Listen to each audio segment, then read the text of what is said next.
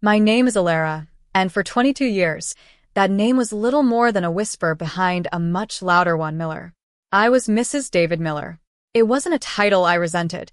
It was a role I had chosen, a life I had built with my own two hands, not with bricks and mortar, but with sacrificed dreams and carefully managed schedules.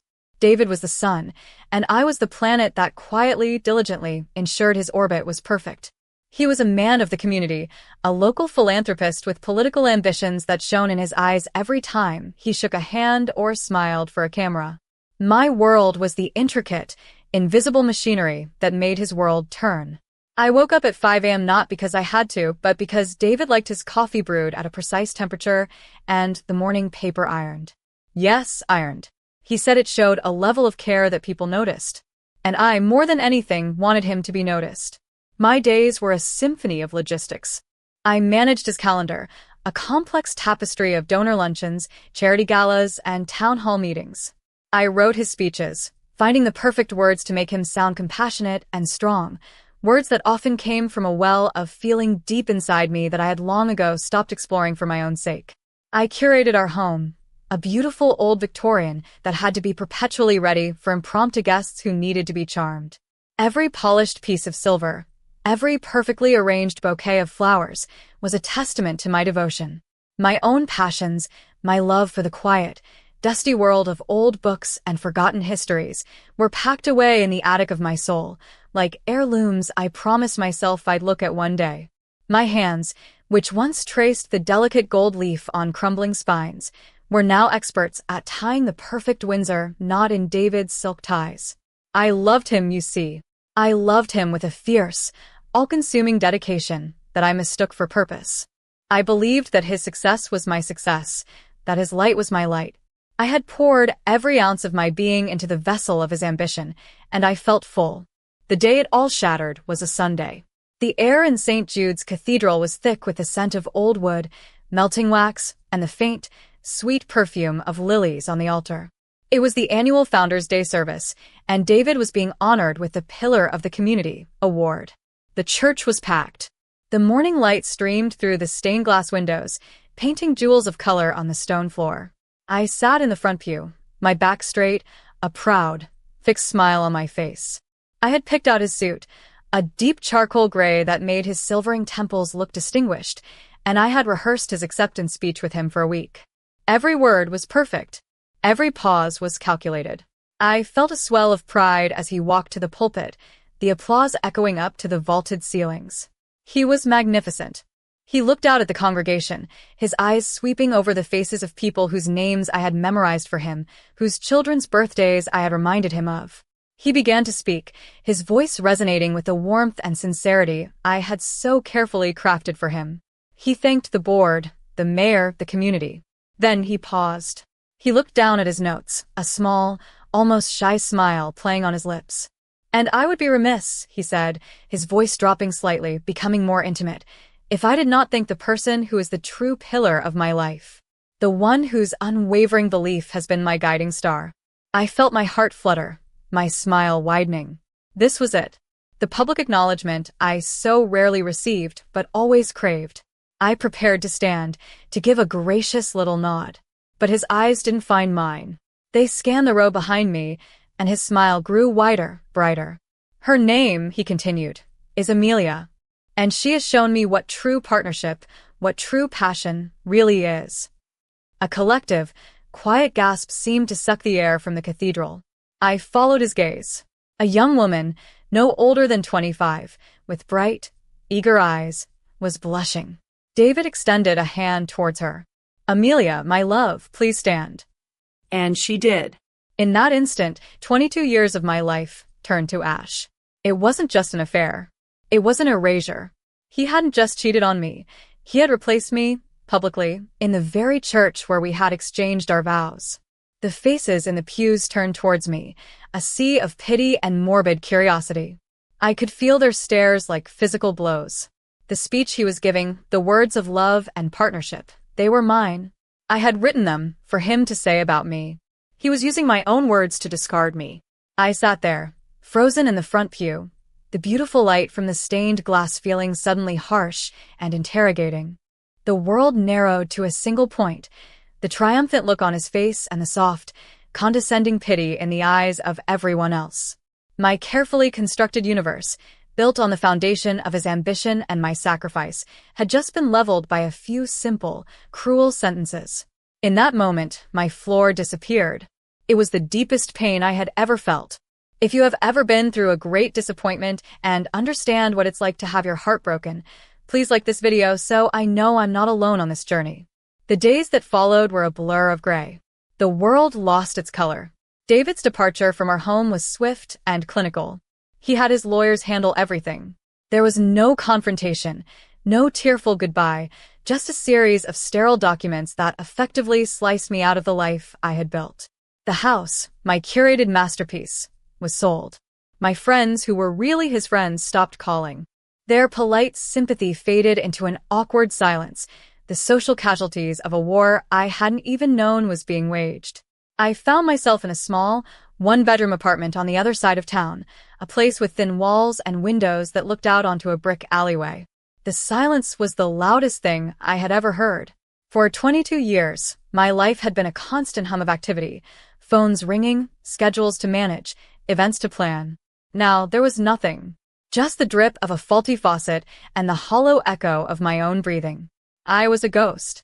I would walk through the grocery store and feel invisible, as if the person everyone once knew as Mrs. Miller had simply ceased to exist. My savings, what little I had that wasn't tied up in his name, dwindled at an alarming rate. I ate toast for dinner and reused tea bags until they produced nothing but pale, tasteless water. The humiliation from that day in the church clung to me like a shroud. I couldn't sleep without seeing that sea of pitying faces, without hearing his voice using my words to crown his new queen. I felt worthless, discarded. The purpose that had defined my entire adult life was gone, and I had no idea who Alara was without it. She was a stranger to me, a faint outline of a girl who loved dusty books, a girl I had buried long ago. Some days, getting out of bed felt like climbing a mountain. I would lie there for hours, staring at the water stains on the ceiling, wondering if this was it. Was this all that was left? An empty room, a broken heart, and a future that looked like a long, dark, empty road. My world had shrunk to the four walls of that cheap apartment. Hope was a foreign word. One afternoon, in the depths of that despair, a strange, inexplicable urge took hold of me. I felt a pull, a quiet but insistent summons, to go back to the one place on earth I had sworn I would never set foot in again, St. Jude's Cathedral. I don't know why. Perhaps I was a masochist drawn to the scene of my own execution. Or maybe some part of me needed to confront the ghost of my old life. I went on a Tuesday. The great wooden doors creaked open into a vast, empty space. The cathedral, so full of life and judgment on that horrible Sunday, was now silent and still. The only sound was the distant hum of traffic outside. The colored light from the windows spilled across the empty pews, and dust motes danced in the sunbeams. It was peaceful. I walked slowly down the aisle and sat in the very same pew where my life had imploded. I didn't pray. I didn't even know what to say. I just sat, letting the emptiness inside me match the emptiness of the great hall. After a while, Father Michael emerged from the sacristy. He was an old man with kind, weary eyes. He had presided over the service that day. He saw me and his face softened with a look of genuine compassion, not the pity I had seen everywhere else. He came over and sat a few feet away. We didn't speak for a long time. Finally, he said, "The house of God is a place for the broken, Alara. You are welcome here." It was the first time anyone had spoken to me with simple kindness in months. I just nodded, unable to speak past the lump in my throat. He left me to my silence and went about his duties, pottering around the altar, his movements slow and practiced. I must have been sitting there for an hour, lost in a fog of memory and sorrow. Then, the strangest thing happened. Father Michael, who was standing at the altar with his back to me, suddenly went rigid. He stopped what he was doing and slowly turned around. His face was pale, his eyes wide with a look of profound confusion. He stared directly at me, the only other soul in that cavernous space. "Who said your name?" he asked, his voice a low, urgent whisper that cut through the silence. I frowned, confused. What? Your name, he insisted, taking a step down from the altar. Who said Alara? A chill snaked its way up my spine. No one, I whispered back. There's no one else here. He shook his head, his eyes darting around the empty cathedral. No. I heard it, as clear as a bell. A woman's voice, right beside me. It said your name. Just Alara. We stared at each other in the echoing silence. There was no explanation. The doors were closed. The cathedral was empty, but he had heard it. And he wasn't a man given to flights of fancy. In that moment, sitting in the ruin of my past, something shifted inside me. It wasn't a lightning bolt or a grand revelation. It was a tiny, fragile spark in the vast darkness of my despair. The sound of my own name, spoken by an unseen presence in a silent church, felt like a message. It was a reminder that before I was Mrs. Miller, before I was the discarded wife, I was Alara. Just Alara. And maybe, just maybe, that was enough. That single, inexplicable event became my anchor. The whisper of my name in the silent church was a question I couldn't answer, but it was also a statement I couldn't ignore. It was my name. Mine alone. It reminded me of a person I had forgotten. A young woman who had dreams that had nothing to do with a man's ambition. What did Alara love? The question echoed in my quiet apartment. The answer came slowly, like a memory from a distant land. Books. Not just reading them, but the books themselves. The feel of old leather, the smell of aging paper, the intricate art of a well-made binding. I remember my grandfather, a quiet man who smelled of pipe tobacco and glue. He had been a bookbinder, a restorer of old things. He taught me how to handle delicate, brittle pages, how to mix paste, how to stitch a spine so it would last 100 years. That passion, my passion, was the part of me I had packed away for David. I went to the storage unit I could barely afford, a small metal box containing the wreckage of my former life. In a dusty corner, beneath a box of David's old college trophies, was a heavy wooden trunk. My grandfather's trunk. I pried it open, and the scent of my childhood workshop filled the air. Inside were his tools. Bone folders worn smooth with use, delicate finishing tools with brass tips, spools of linen thread, and blocks of uncut leather. At the bottom lay a few damaged books he had intended to fix, a family Bible with a broken spine, and a collection of poetry with water-stained pages.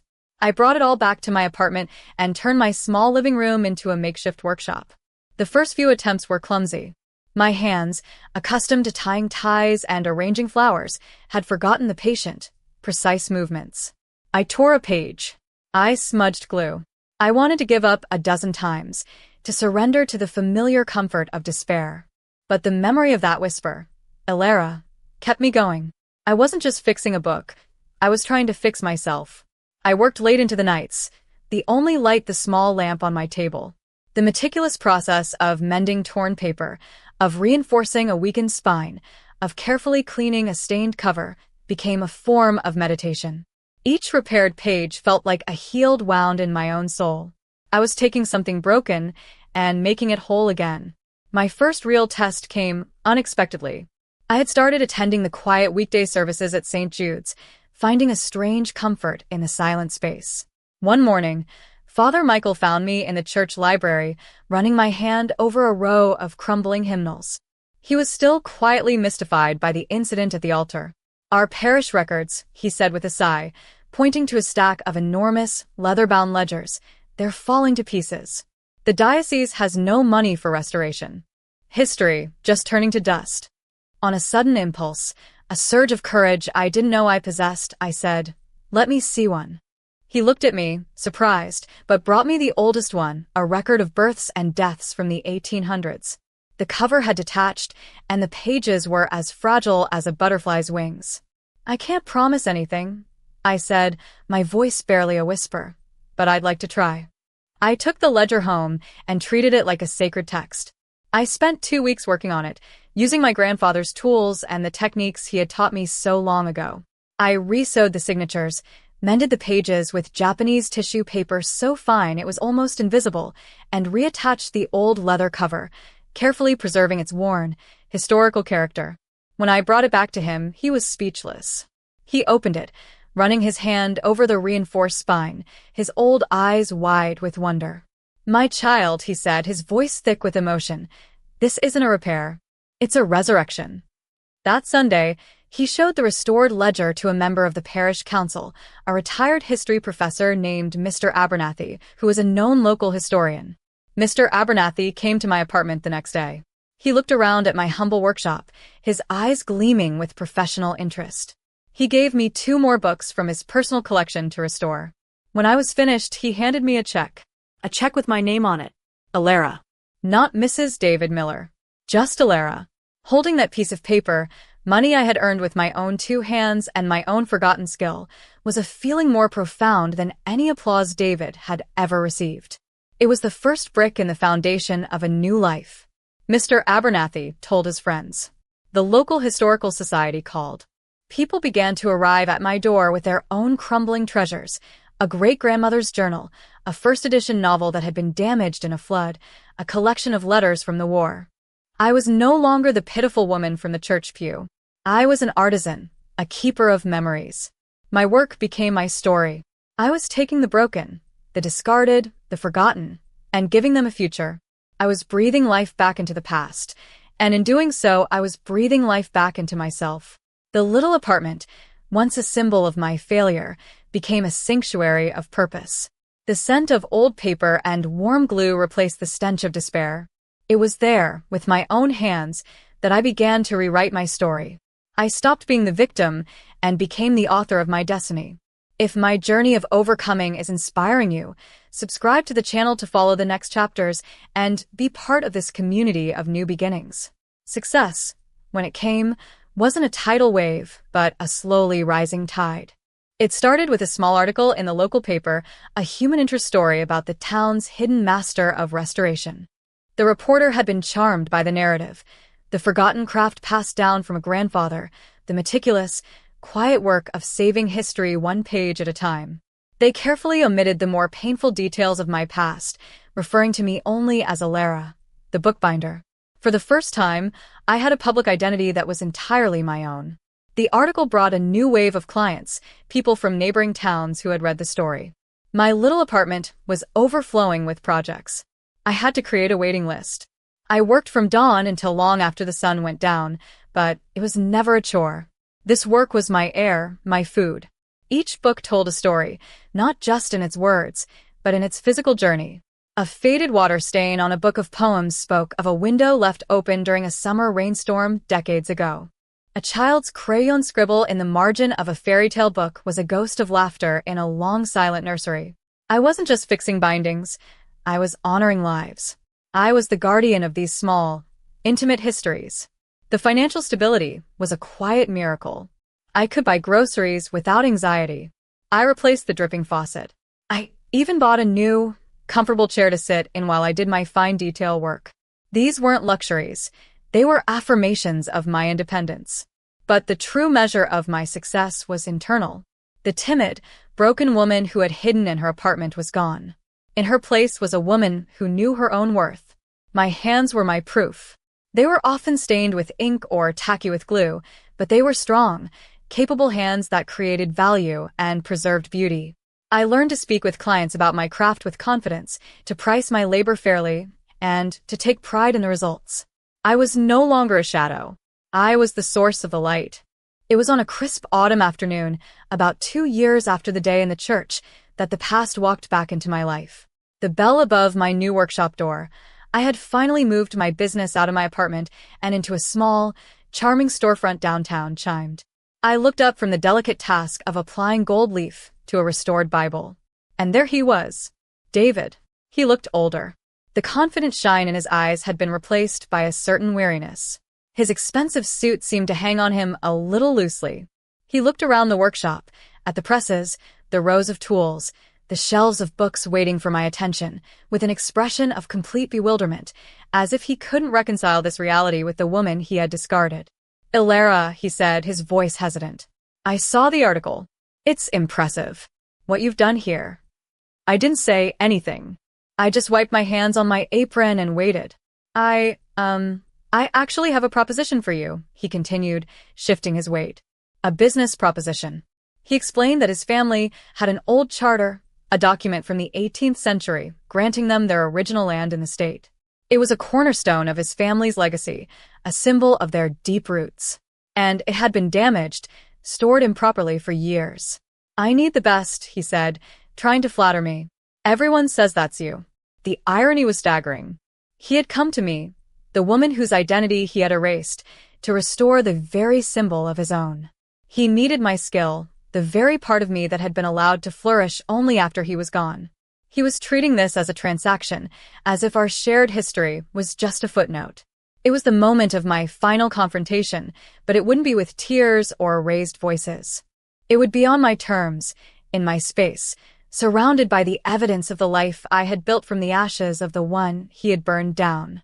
I let the silence hang in the air for a long moment, then I looked him directly in the eye. My voice was calm and steady, devoid of the tremor of pain that had once defined me. "My work is about preserving stories with integrity, David," I said slowly. "I choose the stories I save, and I choose not to save yours." His face fell. The smooth, practiced charm evaporated, revealing a raw flicker of shock and, perhaps, a sliver of shame. He started to protest, to talk about the price, to insist. But I simply held up a hand. "There is no price," I said. "This part of my life, my work, it's not for you. I have found my own purpose, and it has nothing to do with propping up your legacy. I wish you well, but my past with you is one book I have no desire to restore." I turned back to the Bible on my workbench, my message clear. The conversation was over. He stood there for another moment, utterly defeated, a man who had lost control of the narrative. Then, without another word, he turned and left, the chime of the bell above the door sounding like a final, gentle punctuation mark. I didn't feel triumph, not in a vengeful way. I felt peace, a profound, quiet peace. I had not acted out of anger, but out of self-respect. I had defined my own boundaries. The broken woman in the front pew was well and truly gone. Today, my life is full, but it's a different kind of fullness than I knew before. It isn't filled with the frantic energy of someone else's ambitions. It's filled with the quiet, steady rhythm of my own purpose. My workshop is my sanctuary. The morning light streams through the large front window, illuminating the fine dust of paper and leather that always hangs in the air. The smell of my workshop is the smell of my peace. My clients are more than customers. They are keepers of memories who entrust me with their most precious artifacts. In healing their heirlooms, we share a part of our own stories, and I find connection in those moments, a sense of community I never had as the silent partner in a public marriage. I still see Father Michael. We sometimes have tea in the church garden. We never figured out the mystery of the voice he heard that day, the whisper of my name that broke through my despair. But we don't need to. I know what it was. It was a calling. It was the universe or God or some quiet, ancient magic, reminding me of the name my parents gave me, the identity that was mine to reclaim. My legacy won't be in a name attached to a powerful man. My legacy is in the hundreds of stories I have saved from oblivion, resting on shelves in homes all over the state. It's in the hands of a young girl reading her great-great-grandmother's journal, her fingers tracing the words I so carefully preserved. It's in the history of our town, held together by the linen thread I stitched into its oldest records. I built a life not from a man's success, but from my own soul. I learned that the deepest betrayals can sometimes lead to the most profound liberations. Today, I understand that the wounds of the past do not define who we are, but what we do with them does. I thank you so much for listening to my story this far. If it touched you, share it with someone who needs a light, and leave a comment with a word of strength and hope. Together, we are stronger.